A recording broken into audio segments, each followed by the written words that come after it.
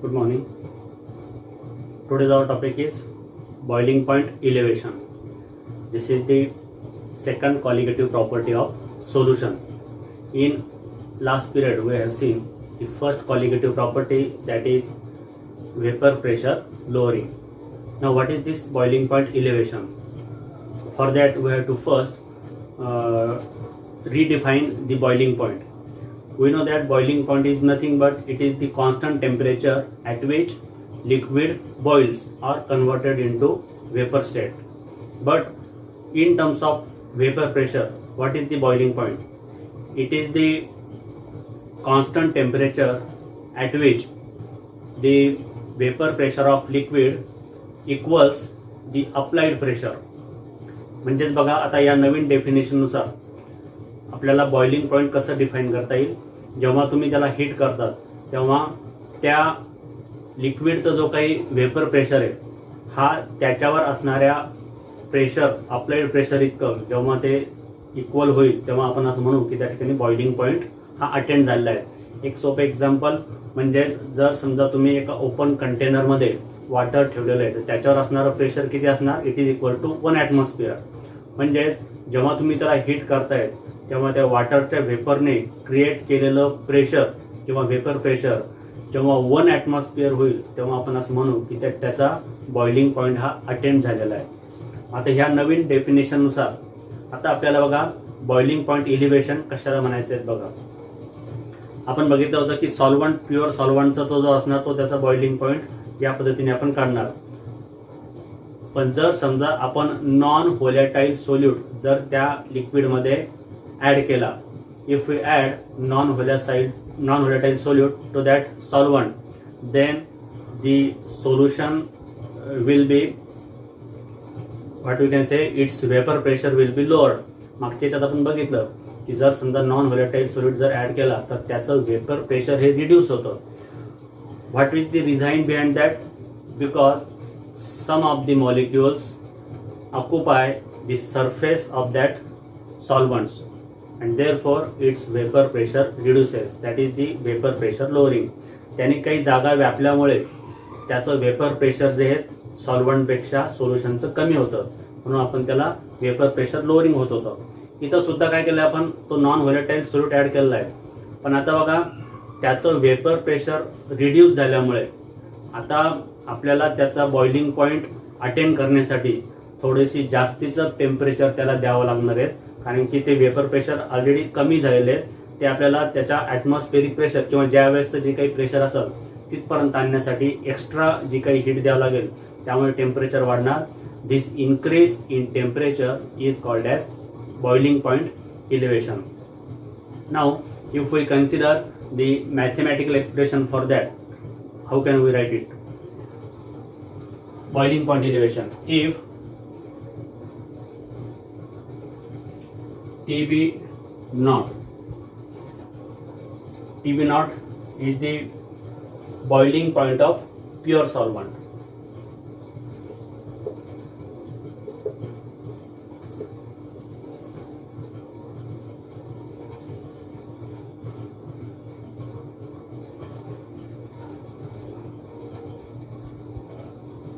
And TB is the boiling point of solution when we add the non-volatile solute.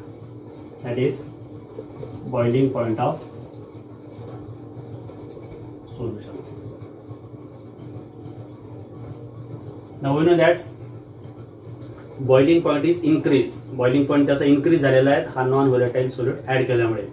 आता तो जो increase झालेला आहे याच्यामुळे आपण असं म्हणू शकतो की boiling point of solution is now greater than the boiling point of pure solvent. That means TB is greater than TB naught. आता तो कितीने वाढला त्यांच्यामधला जो डिफरन्स आहे टेम्परेचर मधला, that is the elevation of boiling point. So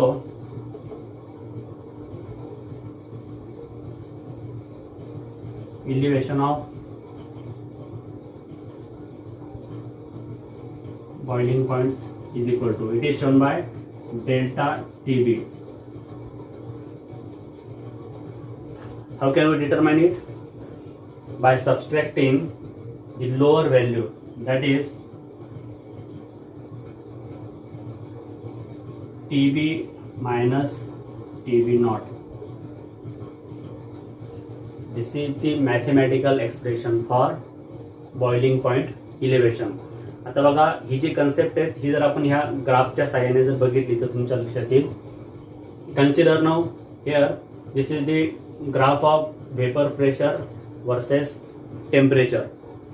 बघा सुरुवातीला solvent आपण घेतला होता प्युअर सॉल्व्हंट, त्याच्यामध्ये त्याचे वेपर प्रेशर हे बी एवढं होतं. ए बी हा जो ग्राफ आहे हा त्याचा प्युअर सॉल्व्हंटचा आहे. B is the vapour pressure of solvent at room temperature. Suppose this is the room temperature. Now we have to attain its boiling point. Boiling point त्यावेळेसचा जो atmospheric pressure आहे 760 mm तो त्याचा बॉइलिंग पॉइंट आहे. म्हणजे तिथपर्यंत त्याचा आपल्याला वेपर प्रेशर इन्क्रीज करायचं आहे. So we give the heat. Temperature जेव्हा वाढत चाललेलं आहे सुरुवातीला त्याचं वेपर प्रेशर स्ट्रेट लाईन नाही येणार, इट इज अ कर्व. काही प्रमाणात वेपर प्रेशर थोडं वाढत होतं, नंतर हळूहळू वाढत गेला आणि ए या ठिकाणी त्याचा वेपर प्रेशर हे ॲटमॉस्फेरिक प्रेशर इतकं झालं आहे. ज्या टेम्परेचरला तो झाला that is the TB nought, vapour pressure of boiling point of solvent. Now if we add non volatile solute its vapour pressure decreases from B to D. B पासून D पर्यंत झालं आहे. Again we have to attain now the atmospheric pressure, कारण की तो त्याचा आता नवीन boiling point असणार आहे. तर त्यासाठी जेव्हा तुम्ही हीट देताय, now we have to give some more heat so that it will attain the atmospheric pressure at point C या पॉईंटला तुम्ही गेल्यात. आता हा जो थोडासा पुढे गेलेला आहे this is the increase in temperature that is called as boiling point elevation. हा जो डिफरन्स आहे TB minus TB nought it is given by delta TB. आता बघा हे जे काही बॉइलिंग पॉईंट इलेव्हेशन आहे डिपेंड कशाला असणार, जसं मी तुम्हाला सांगितलंय की याच्यामध्ये याला कॉलिगेटिव्ह प्रॉपर्टी म्हटलं. याचा अर्थ this property depends on the number of solute particles not on its nature. त्याच्या नेचरवर नाही तर त्याच्या नंबर ऑफ सोल्यूट पार्टिकल्सवर असणार. आता नंबर ऑफ सोल्यूट पार्टिकल्स म्हणजे त्याचं कॉन्सन्ट्रेशन आहे. Here the concentration is in terms of molarity. That means we will say here the relation between boiling point elevation and molality. Molality ही जी concept आहे आपण 11th मध्ये बघितली होती. कॉन्सन्ट्रेशन मेजर करण्याच्या ज्या दोन मेथड्स असतात त्याच्यामध्ये एक असते molarity and another is the molality. Difference काय बघा दोघांमध्ये. Molality it is the number of moles of solute dissolved in 1 liter of solution, but molality it is the number of moles of solute dissolved in 1 kilogram of solvent.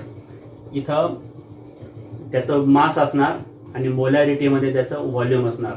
आता आपण इथं ज्यावेळेस observation केलं तेव्हा असं लक्षात आलं की बॉइलिंग पॉईंट इलेव्हेशन जे हे त्याच्या मोलॅलिटीच्या इनवर्स डायरेक्टली प्रोपोर्शनल असणार. That means experimentally it is found that delta TB is proportional to small m. What is small m here? It is the molality.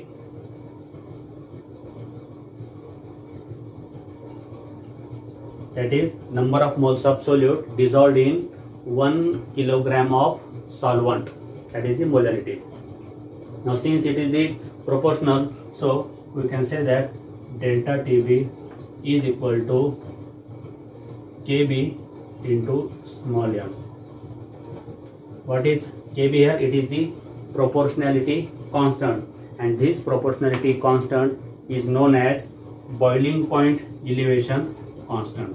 त्यालाच आपण म्हणतो boiling point elevation constant. It is also known as molal elevation constant. And another name is that, third name is that it is also called as ebullioscopic constant.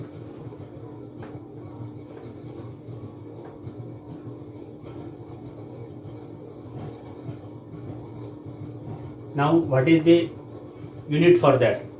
हा जो आपण KB जो म्हटलेला आहे ebullioscopic constant किंवा boiling point elevation constant किंवा molar elevation constant, त्याचं unit काय असणार.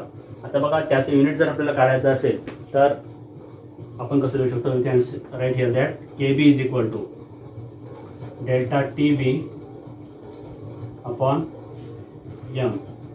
नाव देअर युनिट्स. आता युनिट बघा काय असणार. Delta T B it is the temperature difference temperature असल्यामुळे त्याचा एकतर डिग्री सेल्सिअसमध्ये किंवा केल्विनमध्ये दोघांपैकी आपण कोणतंही वापरू शकतो. If we take it in kelvin, generally IUPACच्या सिस्टीमनुसार आपण तो केल्विनमध्ये घेत असतो. केल्विन अपॉन हे युनिट आहे लक्षात घ्या. It is the unit. What is the unit for molality. तुम्हाला मी सांगितले की number of moles per unit of kilogram of solvent, म्हणजेच mole kg inverse. This is the unit for molality. kg inverse आहे हा आपण न्यूमरेटरला जर घेतला that is kelvin kg mole inverse. This is the unit for boiling point elevation constant. You may be asked for MCQ what is the unit for ebullioscopic constant. त्याचं unit काय हे तुम्हाला या ठिकाणी अशा पद्धतीने विचारलं जाऊ शकतं. So it is the kelvin kg mole inverse. So this is the relation between molality and boiling point elevation. Now in next topic in next period we will see the how we can calculate the molar mass of solute by using boiling point elevation. जसं आपण याच्यामध्ये बघितलं होतं vapour pressure lowering मध्ये, तशाच पद्धतीने तुम्हाला boiling point इलिव्हेशनच्या साह्याने एखाद्या सोल्यूटचं किंवा जो काही नॉन व्होलेटाईल सोल्यूट आपण ऍड केलेलं आहे त्याचं मोलर मास कशा पद्धतीने काढता येईल त्याचं जे एक्सप्रेशन आहे किंवा डेरिव्हेशन आहे ते आपण नेक्स्ट टॉपिकमध्ये बघू. Thank you.